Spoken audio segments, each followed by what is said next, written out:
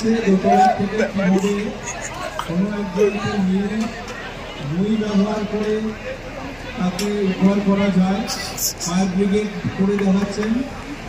সবাই একটু হাততালি দিয়ে ওনাদেরকে উৎসাহিত করবেন। দারুণ একটি রেস্কিউ আমরা দেখে আসছেন।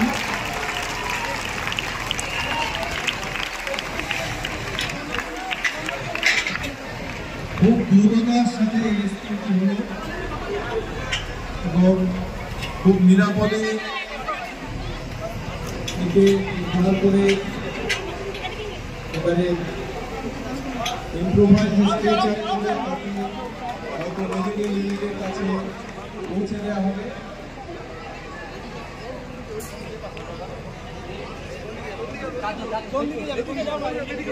মেডিকেল টিম এদিকে